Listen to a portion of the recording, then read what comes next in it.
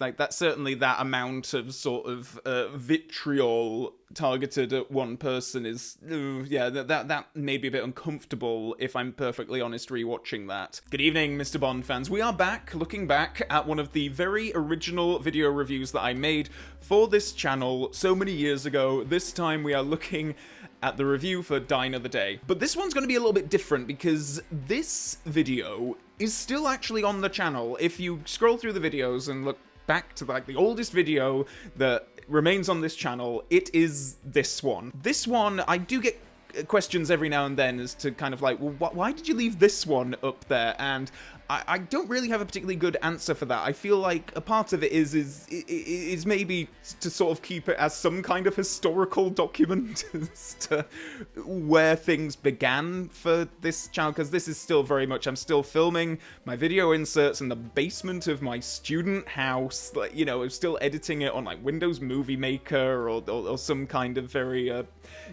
early editing software like that. So sentimentality is probably the main reason, but it was also one of the ones back in the day that I felt I don't know if I would necessarily say I felt pride for it, but I think particularly if you go back and rewatch the original Doctor No review and then go to that one, I do think that I was growing, right? Like, this was like 20 videos in at this point, so I think that I was kind of growing and finding a voice. At the same time, I know that this video is gonna have some very, like, sweary, like, over-the-top reaction kind of stuff that, as I say, was very much in trend as far as movie reviews on YouTube went back when I was originally making these videos. So this is going to be, I haven't rewatched this in so many years, but I remember bits of it, probably because occasionally I will get occasional like new comments on it, and then I'll read the comment, oh okay, right, yeah, no, I kind of remember that. So I know for a fact that there are some bits that I'm gonna be like, oh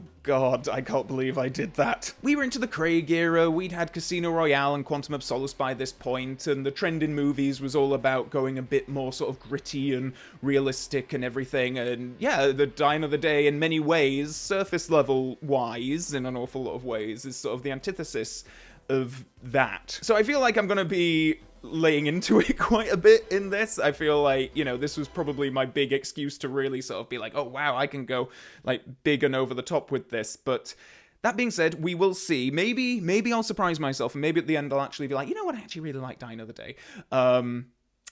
So without further ado, let's dive right in. Hello once again and welcome to another edition of My Weekly Bond. This week we're going to be looking at the god-awful piece of shit Pierce Brosnan Bond film. Oh, sorry, did I say god-awful piece of shit? I meant the fourth Pierce Brosnan Bond film, Die Another Day. Okay, so any hopes of there being a sort of like, an actually quite positive wrap-up, those thoughts are slowly dwindling, I think. Let's carry on. And so this jaunty romp begins, as many other Bond films do, with the classic gun barrel Christ! I must say, I was quite happy with that gag. That's one that I do occasionally get comments on still, being like, oh, that's funny, and yeah, I think a lot of, insert jokes and stuff that I was doing then, it might not have necessarily made the most sense, but that one I quite liked. After that startle, the film probably begins with Bond surfing into a North Korean military base posing as someone else, where he sees a Colonel Moon, played by William Lee, illegally trading African conflict diamonds for weaponry. Moon's henchman Zhao, played by Rick Yoon, is tipped off by an unknown source that Bond is a British agent, and shit kicks off. Speedy summary of the opening of the film.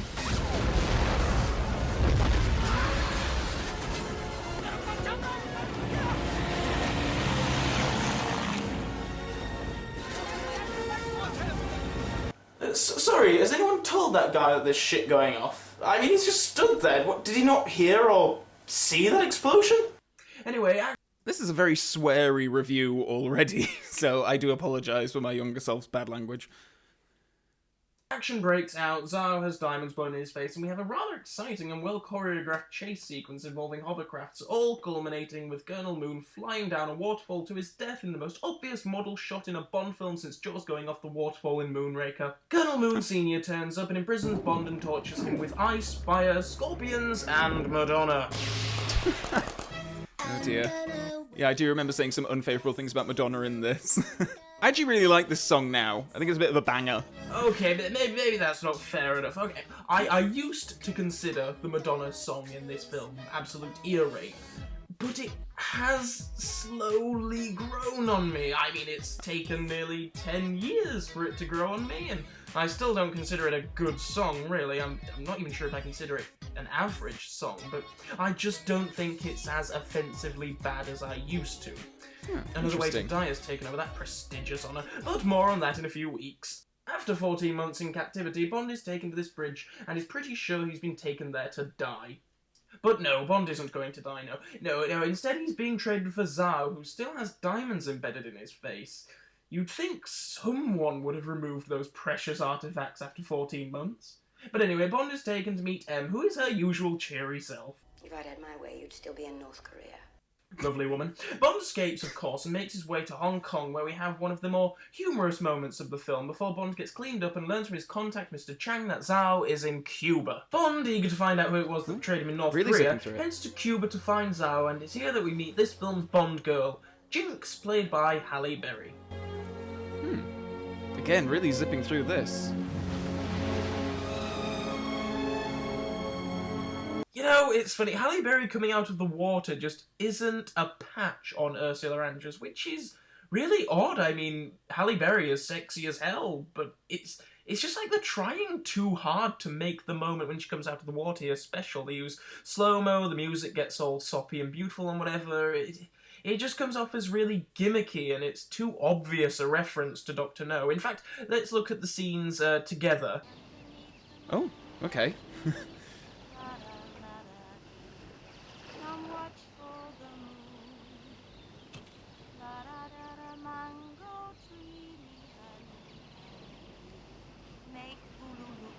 See, for me, there's just really no competition. Anyway, after a pretty awkward sex scene, Bond follows Jinx to a gene therapy clinic, where she kills one of the doctors. But don't worry, it's fine, it's okay, honestly. He's an evil doctor because he kills orphans and is obsessed with money, and the film states this in such simplistic, black and white terms. I'm so grateful for it to do that, because as an audience member, I find subtlety, incredibly difficult to comprehend. Bond, meanwhile, anyway, discovers that Zhao is there having his appearance altered through DNA restructuring, and he still has those damn diamonds in his face. As if that doctor guy who was obsessed with money wouldn't have had those things out as soon as Zhao turned up in the first place. Anyway, fighty, action. Bond accidentally grabs some diamonds that are hanging around Zhao's neck. Halle Berry dives off a cliff, and Bond learns from his contact in Havana that the diamonds bear the crest of the company of British billionaire Gustav Graves. So Bond heads to London to investigate. Your drink, sir. Look, I asked for it shaken. Luckily I asked for it shaken. That's Roger Moore's daughter there, cameoing as the air stewardess. Anyway, it's here that we cut to... Wait a minute. Is this The Clash? Am I going to take issue with the song? Okay. Well, at least it's not California Girls.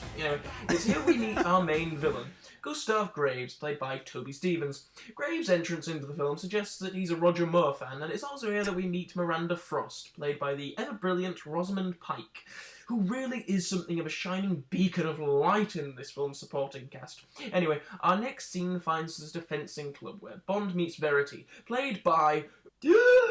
Oh my god! Oh, I remember this. Oh dear. Dear.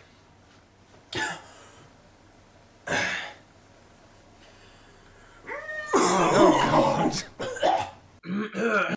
See, that's the kind of joke that I'm not like a big like toilet humor, like, that it's not my cup of tea. It wasn't even really then. I don't really... that was an example, I think, of an instance where I was really sort of stretching to do something like, big and outrageous and stuff. And with the sound effects and stuff, not my cup of tea at all. Anyway. I don't even have that much of a problem with Madonna. I actually quite like a lot of Madonna's songs. I think I was just very much like looking for one of the things that most people complain about, or complained about certainly at the time.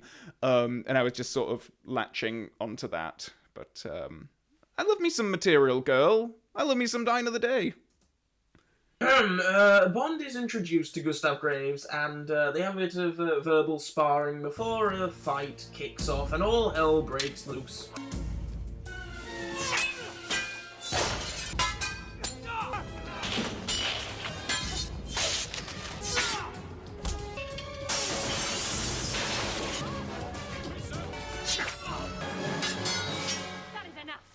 What? That's enough?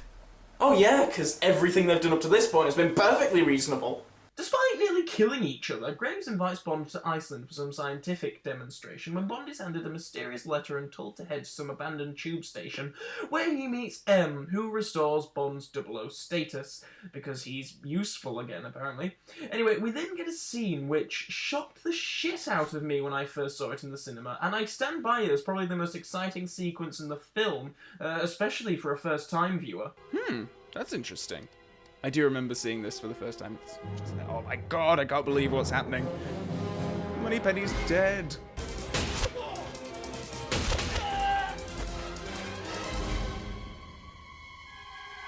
I love the music there. It's so cool.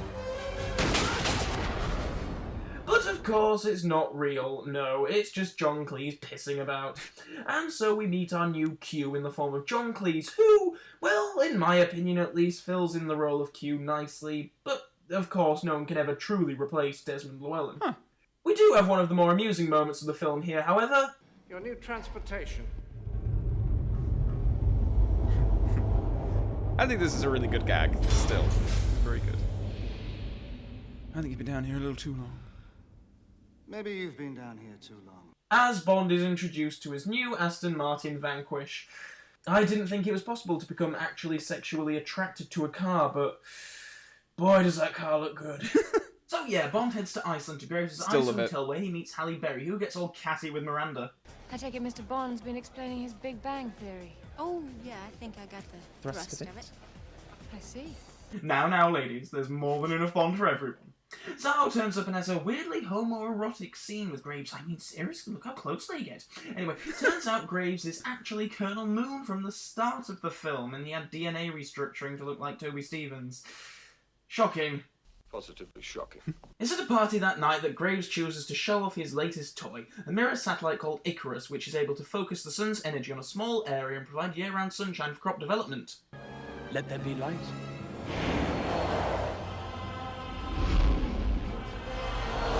I remember the gag coming up, which I don't mind. I think it's okay.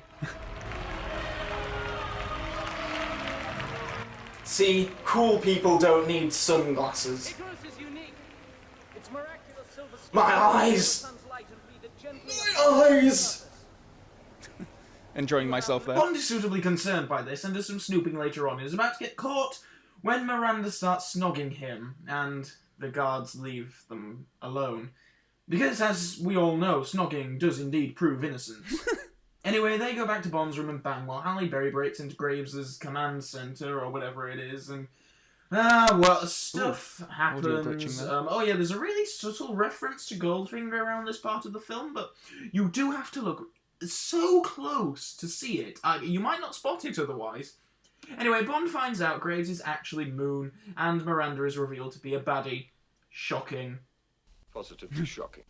Bond escapes and gets away in Graves' speedy thing, while our villain uses the Icarus satellite to pursue our hero. Okay, the knives are gonna come out for this bit, I can tell.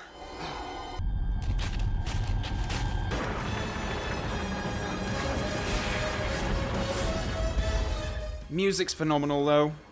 Absolutely love David Arnold. Wow, Bond sure is in a pickle here. I wonder how the hell he's going to get out of this situation.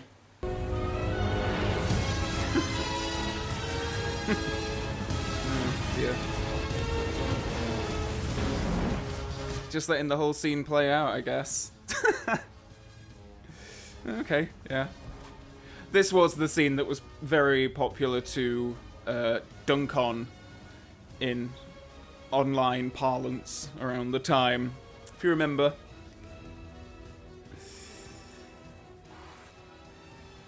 I can't remember, do I go on a tirade?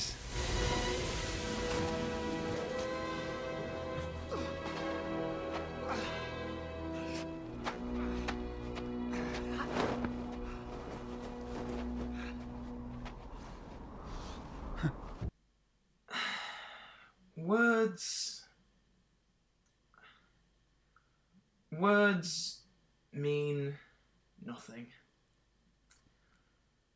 Halle Berry, yes. Okay, just Halle carry Berry on. gets locked in the ice hotel, and Graves and Miranda take off and start melting the ice baths with Icarus. Meanwhile, we have a pretty cool and well put together car chase featuring Zhao and Bond, which includes one of the better moments of the film that plays nicely on the eject seat gag from Goldfinger. Oh, I do love this bit as well. I mean, I love this whole car chase. I'm surprised that... I did love it back then as well, if I remember rightly, so I'm surprised that I didn't gush about it a bit more.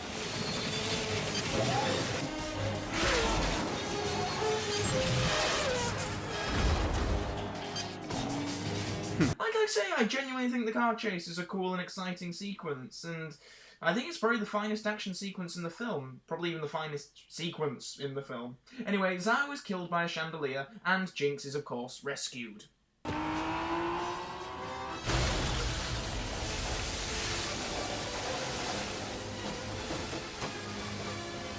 Oh, how I do hate it when a Halle Berry gets on my windscreen. Bond and Jinx then head to a military base in Korea and meet with Robinson and M. Oh, no, what, M? Out in the field again?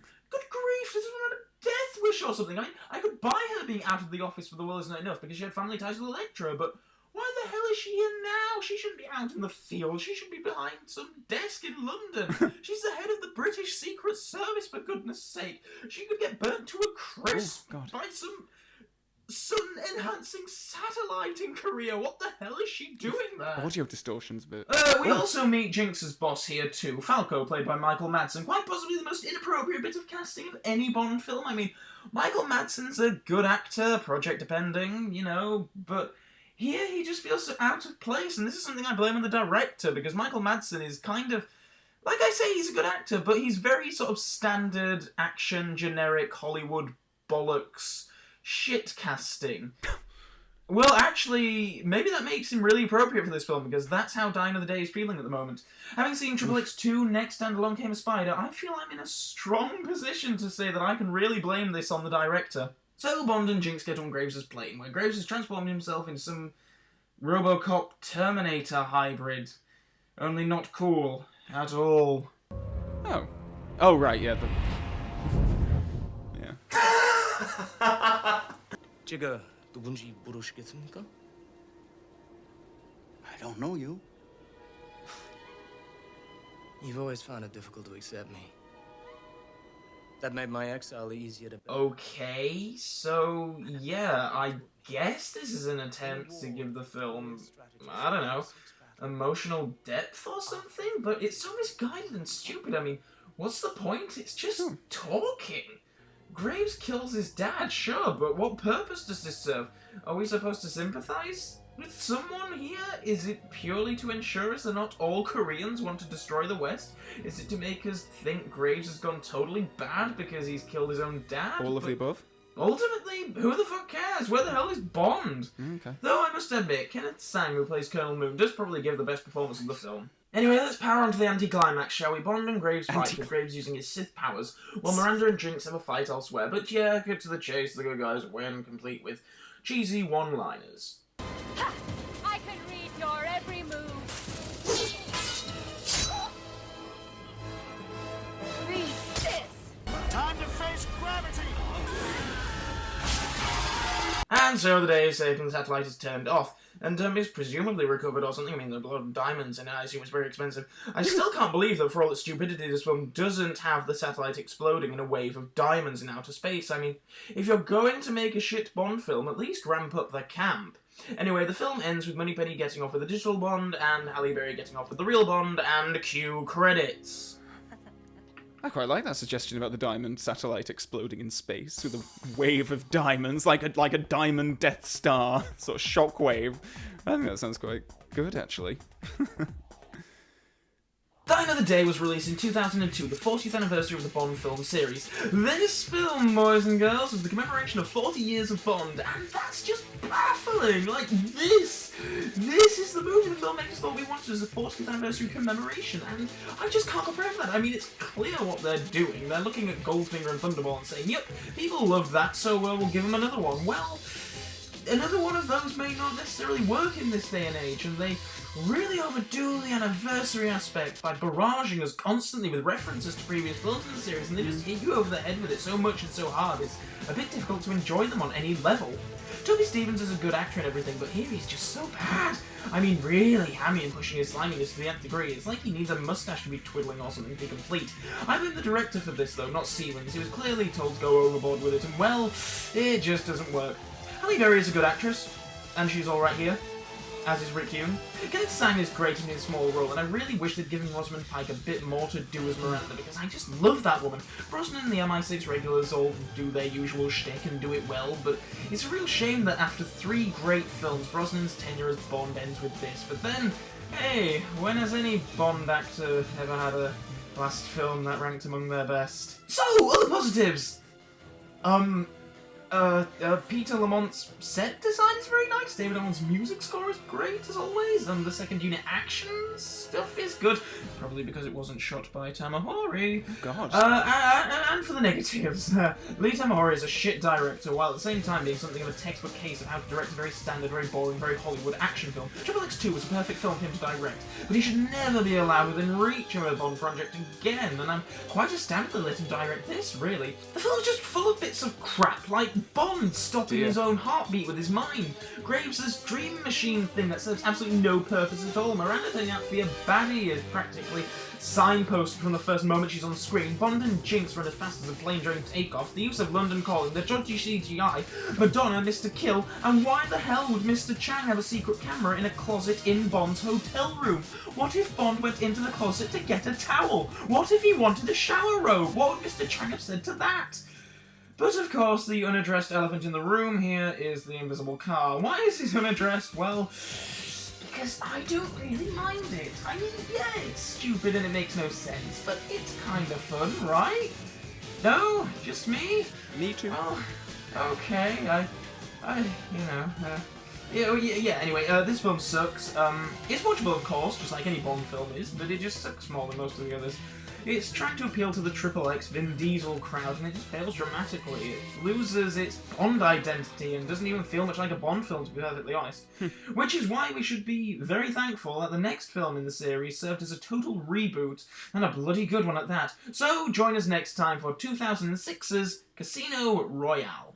It's a bit of a oxymoron of an ending at there, so we're talking about the lack of Bond identity and then sort of alluding to praise of Casino Royale, which is ironically more Bourne identity than Bond identity, but we'll get there, I'm sure, when we talk about that original review. Right, yeah, this is about what I was expecting there. I going in a bit on Lee Tamahori, was a bit, very unfair, I think. Like, that's certainly that amount of sort of vitriol targeted at one person is, that may be a bit uncomfortable, if I'm perfectly honest, rewatching that. Dare I say, I think there were some, okay gags in that review. There were some bits that I'd forgotten about, and some bits that I remembered, I remember the sun bit, dodging the bullet at the start. I remember having fun recording those. Yeah, interesting. In a way, I kind of thought I'd be laying into the film even more in a lot of ways. It was a bit strange to keep so many of the incredulous comments for, the wrap-up at the very end. Interestingly enough as well, that video was 1837, so I guess by this point, whenever I uploaded this, YouTube had expanded there, because for the longest time, it was, literally 15-minute limit on videos. By this point, clearly, they'd changed that, and I know when I was making Die Another Day, this particular video review, I'd recorded the footage, my insert footage, months prior, because when I uploaded this, I'd actually moved to London, I'd finished university, I'd gone through my final year and everything, so this one ended up sort of, you know, in edit for like just months, really. You know, not that I was working on it every day or anything, but just I would come to it like maybe once a month and just chip away, do little bits here and there. So I think it's probably one of the original videos. I think it's, you know, it's not an awful edit, dare I say, for the time. And yeah, I feel like that one more than most of the other videos that I've covered in these rewatching, where I tend to rewatch them and then I think they're gonna be, oh god, am I gonna be really petulant and awful and sweary and everything, and then I come out the other end and I'm like, oh no, actually, I don't disagree too much with what I said back at the time. This is one where I'm a bit like, oh, okay, yeah, that was very much the influence of a lot of review channels that I was watching around that time and really, you know, secretly wanted to be a part of. But yeah, not necessarily reflective of where I'm at today. Let me know your own thoughts on this one in the comments section below. This was always one of the ones that had the most views on out of those original video reviews, so did you even, was this even a video that you maybe like came to, maybe discovered the channel through? I don't know. Do let me know in the comment section below. Also below are links to my various social media pages and of course the subscribe button and the Mrs. Bell notification button, so do click those to stay up to date on future video uploads. And with all that being said, and until next time, Bond fans, so long for now.